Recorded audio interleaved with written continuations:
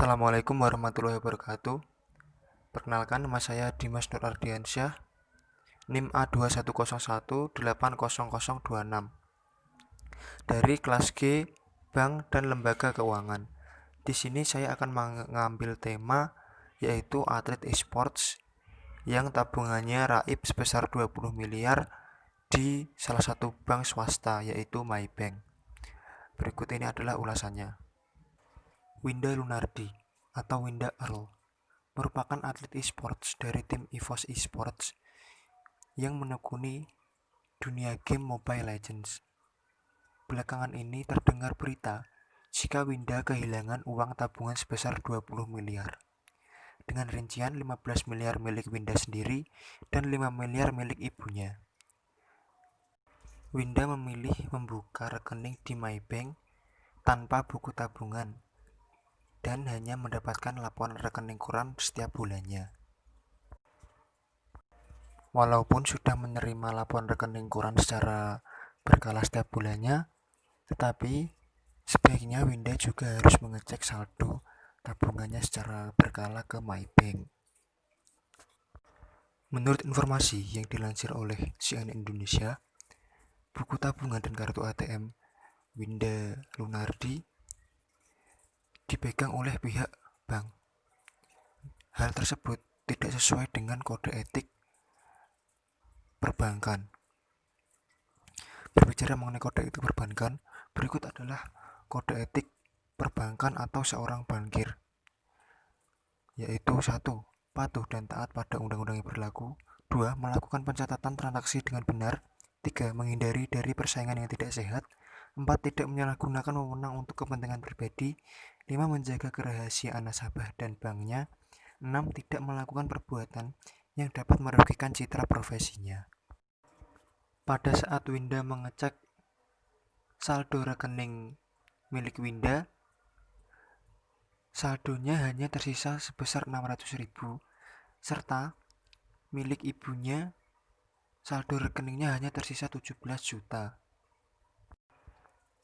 Dalam kasus ini, kepala cabang dari salah satu bank swasta di Indonesia itu yaitu Maybank menjadi tersangka.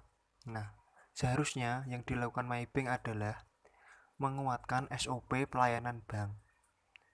2. Meningkatkan sistem keamanan rekening nasabah. Dan yang terakhir yaitu meningkatkan pengawasan terhadap kinerja para pegawainya. Berikut adalah pernyataan Winda Lunardi kepada Kompas TV atas kasus yang sedang dilandanya saat ini. Mau kasih tahu juga, mungkin buat kakak-kakak yang belum tahu, saya nih hanya membuka rekening. Lalu papa saya memasukkan dana sebagai tabungan masa depan. Dan selama beberapa periode itu saya sedang melakukan studi di luar negeri. Jadi mungkin nggak saya bisa datang ke bank untuk melakukan transaksi apapun karena saya statusnya aja masih lagi di luar negeri, lagi studi. Jadi itu. Jadi segala jenis rekening koran waktu itu kan pasti wali saya yang menerima.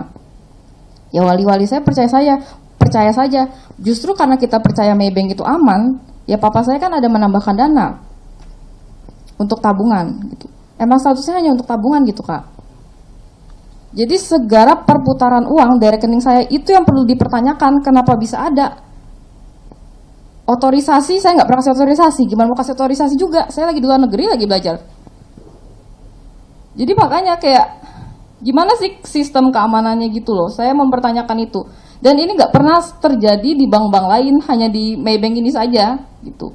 Udah tahu begini, ya saya sebagai nasabah ya merasa diacuhkan juga sama Maybank karena dari awal sampai sekarang komunikasi sama Maybank nggak ada.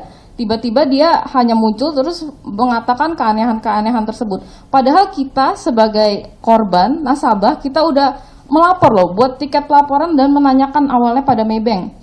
Kayak kak, misalnya kita nanya gitu, kenapa uang kita bisa hilang? Tapi kita didiamkan selama sebulan, lalu kita harus membuat tiket laporan lagi karena tidak ada respon. Dan baru direspon dengan surat dari Maybank mengatakan masalah sudah diselesaikan.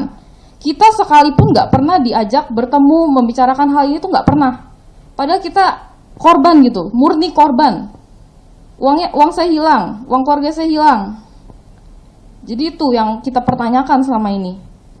malah dibawa kemana, ke sana ke sini. Orang sudah jelas dari pertama saya bicara kalau saya tidak pernah melakukan otorisasi. Jadi segala tindak aktivitas di rekening saya itu tanpa sepengetahuan dan izin saya.